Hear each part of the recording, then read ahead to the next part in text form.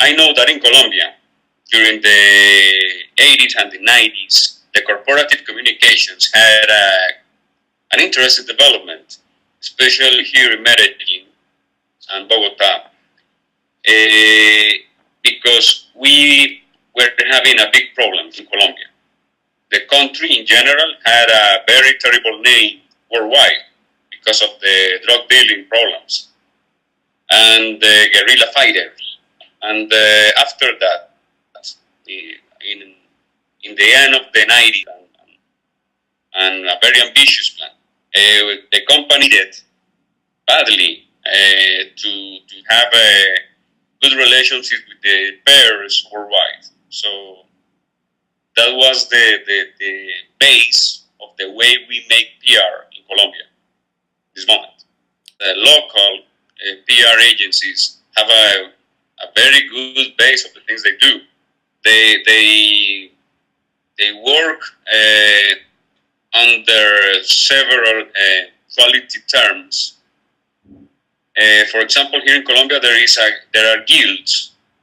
There are guilds of PR professionals, and that's a very good insight for them. That's the input they can get from those guilds can be very useful for having accurate strategies in the country. I've seen, for example, as an audience, not as a professional, for example, crisis in multinational companies with image problems, and I don't know if they used international PR agencies, but I know that the local focus they made was accurate and was good. The problems were solved well, but in most of cases, it was a work of local agencies. All right. I have the chance to compare some things with my colleagues of Manpower Group in the other countries. The strategy of the company worldwide is the same one. We work especially on making research about social, cultural, and economic aspects of the labor markets. My area, for example, the economic media are very important, so I have to announce and do free press in them all the time. And that's very important because that's the media our clients read. People here read, especially when they are leaders. TV is still very important in Colombia, but radio is especially important. Colombia is the second country with more radio consumption worldwide after Russia. So people here use radio a lot.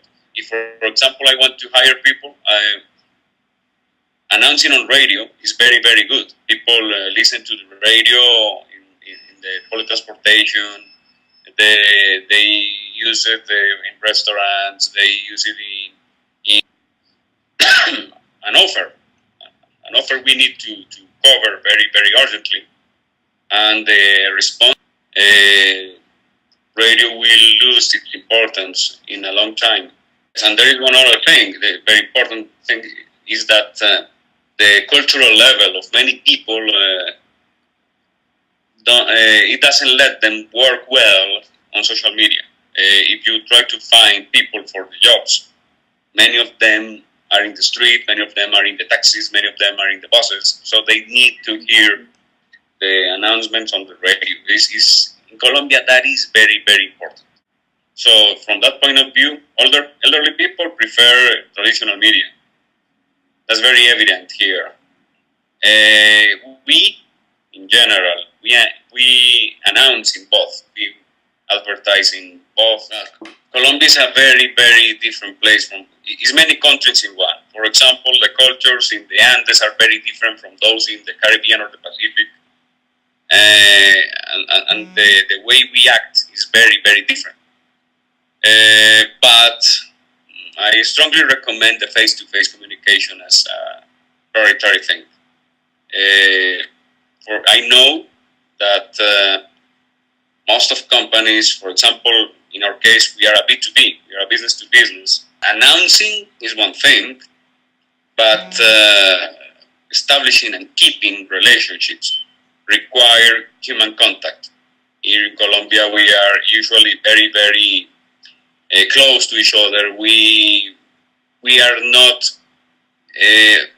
well, we don't trust many of the people, so we need to establish trust relationships, and that requires a lot of conversations between people. People in the Andes, Bogota, etc., for example, they are more reserved.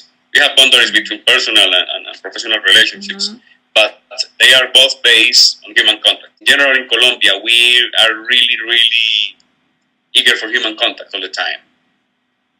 We do business, talking and drinking coffee. I'm proud of a campaign we made in 2014. It was about, well, Manpower Group does many research works, and we do, for example, a talent crunch every year. The talent crunch means that we have a list of 10 jobs very hard to cover by employers, and the reasons why of that difficulty. But the usual reason is that people don't have the experience or the hard skills for those jobs. We discover in several places and in everyday life that many of the rejection of candidates are due to cultural matters or cultural issues and social issues. For example, there are problems like so many employers think of people in a very industrial way. They think of people as things, and they expect that people meet standards, like if those people were objects. So we made a big research about it in Colombia, and we made interviews and surveys to people and to companies, and found, for example, that there is this stereotypation of people, the stereotype of younger people as not experts and unstable and immature, and older people as people who get sick very easily, or they are stubborn, or things like those. And so we ask many of the employers, okay, for example, in this case, what is the age you think is more productive? And they say, in general, 29.9 years of age. And with that, with those data, in general, we made a campaign for boosting the idea of diversity in jobs as a way to widen your markets, make easier the recruitment processes, and helping people get decent jobs.